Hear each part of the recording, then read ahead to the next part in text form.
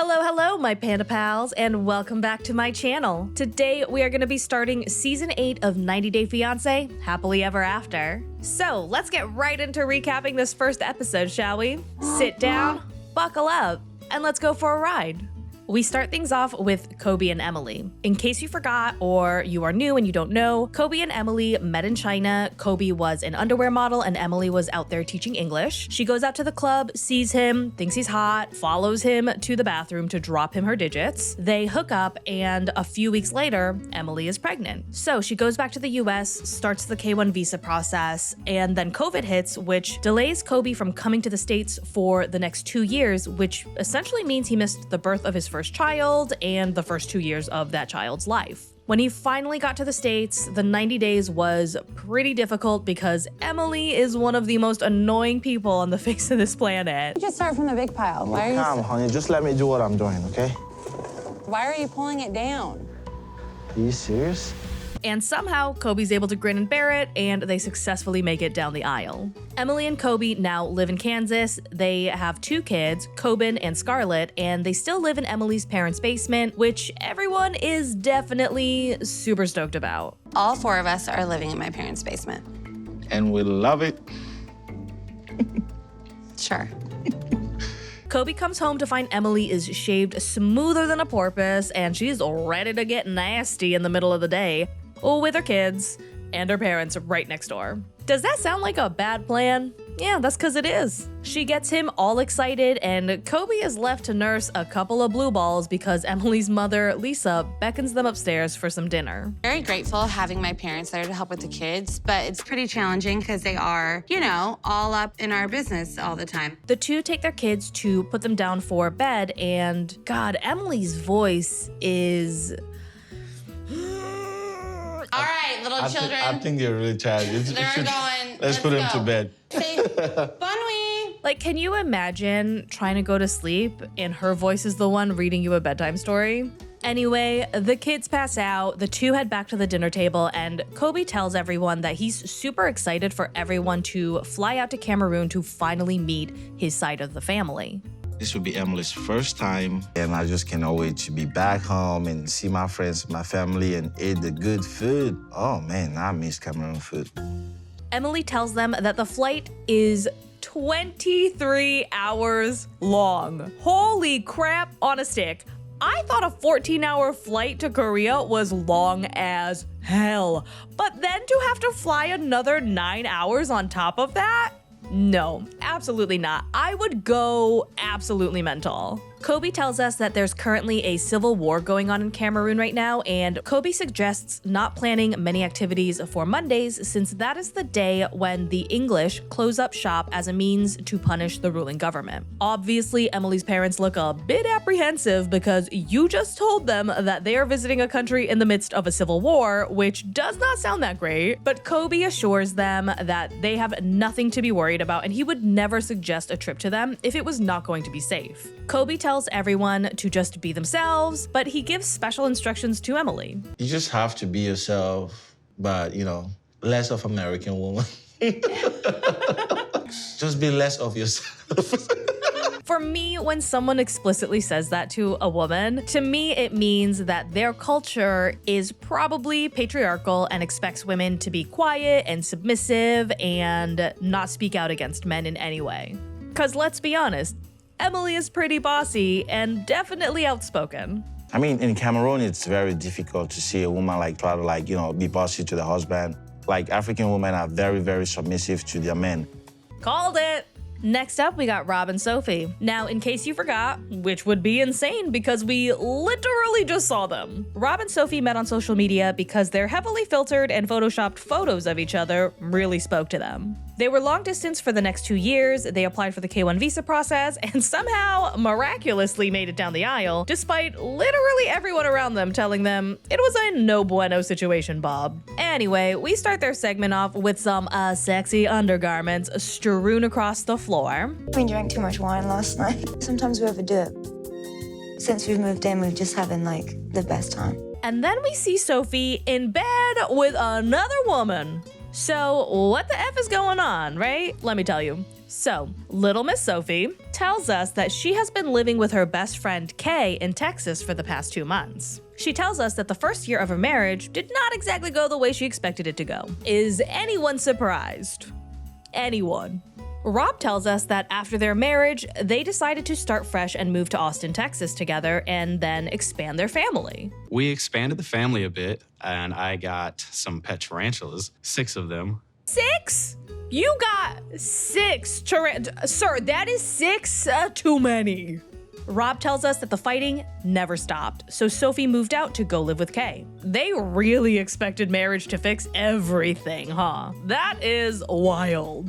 Rob blames the 90-day process for putting way too much pressure on them and not giving them enough time to understand where they stood with each other. So we had 90 days to figure it all out. It wasn't enough time to understand where we were, to be sure about where we were. Sir, you have been dating for 2 years. If you don't know where you guys stand in the relationship after another 90 days after that, don't get married, my guy. You're standing there saying like, oh, I never would have guessed I wouldn't be living with my wife in the first year of marriage, but like, dude, you play stupid games, you're gonna win some stupid prizes. Sophie tells us that when the marriage did not magically fix her relationship, she thought that moving to a new state magically would. But then she saw a text pop up on his phone from a random ass girl. So I figured out a way to get into Rob's social media. I found out that he was actually talking to way more girls than he had admitted to. She then decides to sneak her way into his socials and found out that he was actually talking to a ton of random girls. Kay is kind of like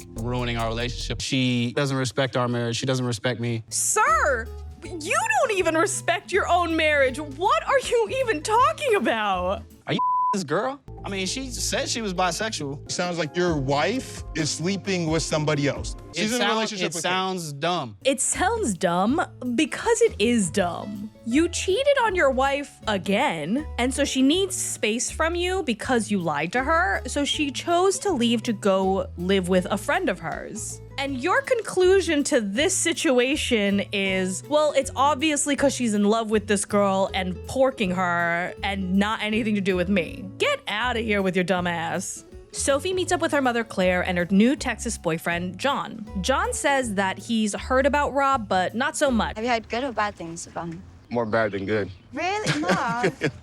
There's nothing good to say about him. He is an ass. Claire tells us that she is super happy Sophie and Rob are no longer living together, and then she goes off on this huge tirade of continuing to crap on Rob. He was an absolute ass. He online cheated. Your man's horrible. He's mean to you. Definitely not good enough for you. Which makes things pretty awkward when Sophie tells her that she's actually considering moving back in with him. Basically, I'm thinking about moving back with Rob. What the hell? Why would you want to move back in there?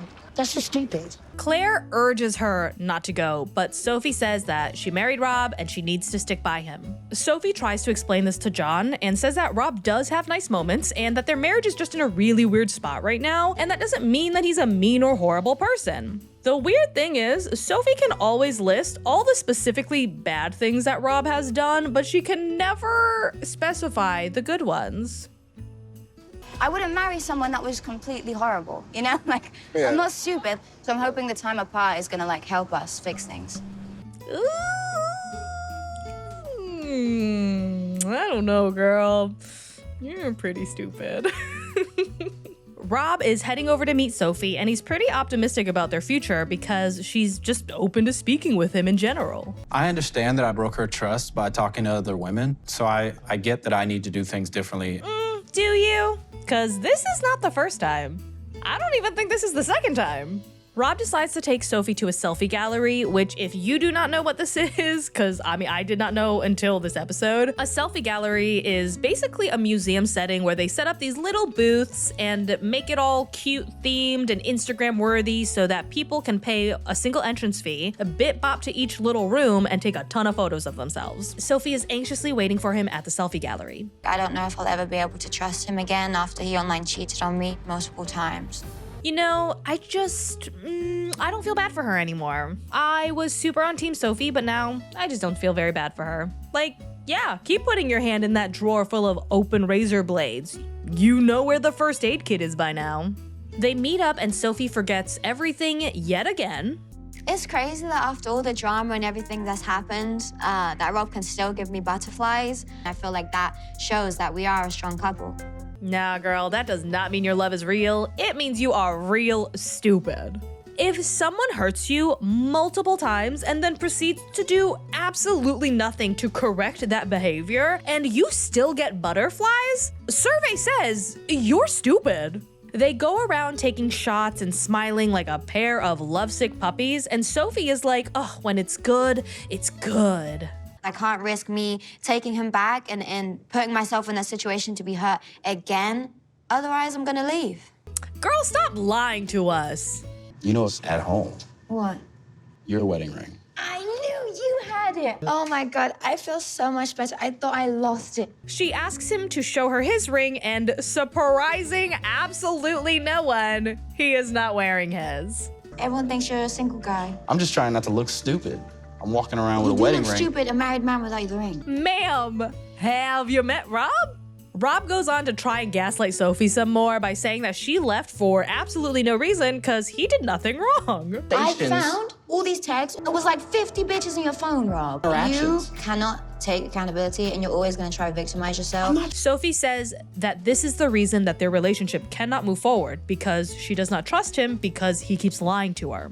Rob goes on to say that he did not lie. He simply did not tell her about the conversations that he was having with the myriad of random women he was talking to. It would be completely different if you just tried to be honest with me and say, look, I'm really sorry, I messed up. Because at the end of the day, I'm hoping to avoid the conflict altogether. You talking to a slew of other women and choosing not to tell your partner because she's gonna freak out because you are not supposed to be doing that is a lie.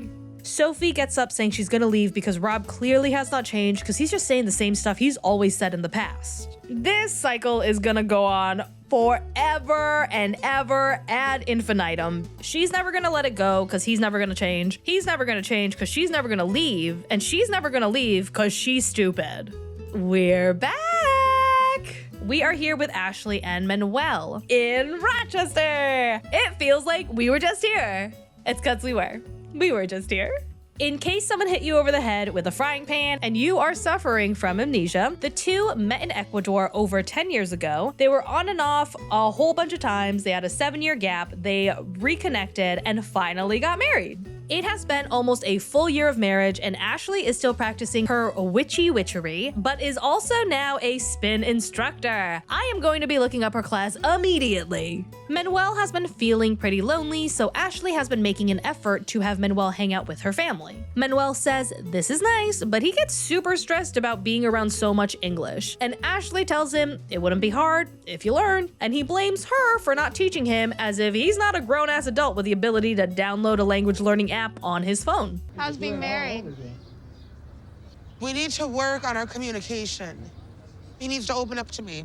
It's good to know that in the 10 years they've known each other and the 1 year that they've been married, their biggest issue was, has been, and is continuing to be their lack of open communication. Ashley's mom says Manuel needs to introduce her to his kids. Ashley says that Manuel does talk to his kids often, but he never includes her in the conversation. What if it's some stuff we don't know? Should I get a private detective? If you got 2 kids, why are you hiding them? What if it's more than 2 kids?